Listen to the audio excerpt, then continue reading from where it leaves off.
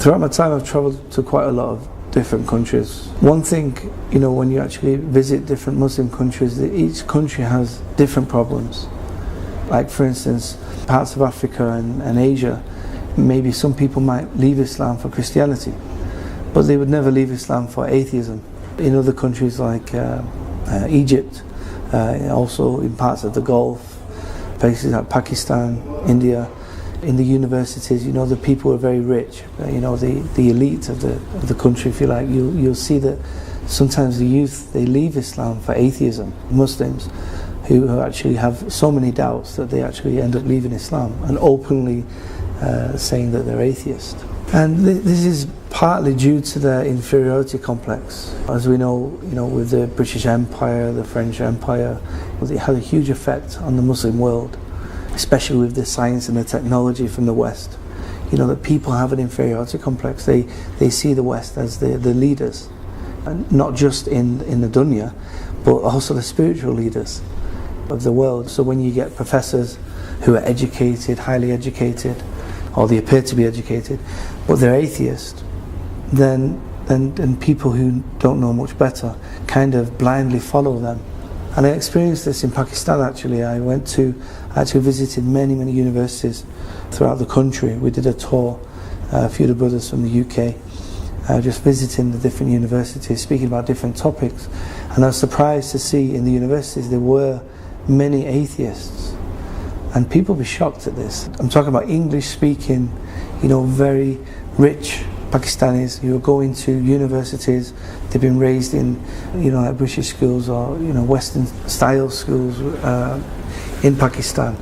And, they've just been raised basically as non-Muslims, a lot of them. When you question them on their belief, or their lack of belief, if you like, you question them on the subject of atheism, they don't have any proof of their belief. And you realise that they're just blindly following the white man.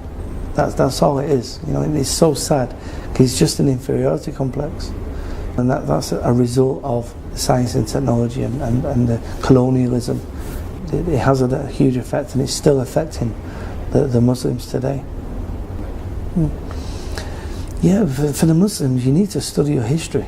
You need to realise that Allah says He alternates the leadership. The Muslims will not always be on top. The Muslims will not always win every battle. One of the wisdoms of this is to see who is a real Muslim, to see who's going to be there in the hard times. But when you look at the history of Islam, we do have a rich history. Islam at one point was leading science and technology. And of course we can see today that it isn't, but that doesn't mean that Islam isn't true. So people should think for themselves. They should study the religion of Islam properly, study the basics of Islam, but study anything that you claim to believe in. If you claim to be an atheist, study it and have reasons to believe in that. Don't just blindly follow some professor from Oxford University who says he's an atheist, but you don't have your own reasons to believe. You don't have any evidence for what you believe. I find this so much.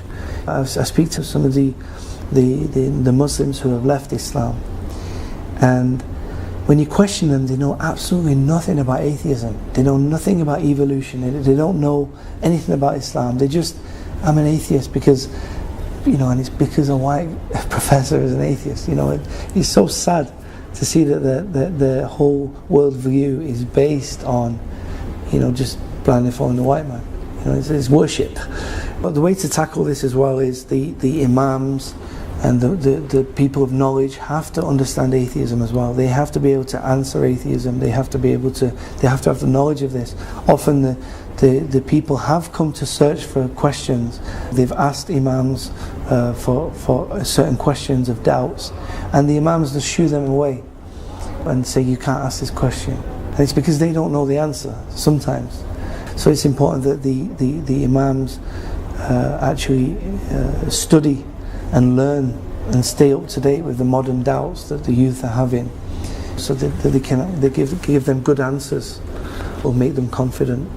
Because Islam does have answers. It has answers to all these things. I believe atheism is very easy to deal with. I've not met an ex-Muslim who has not had his questions answered. After we did the tour of Pakistan, we had so many people emailing us, telling us, you know, they started to pray and, you know, they really benefited from the talks by all the brothers who came. So we need to address the problem. We shouldn't just brush it under the carpet.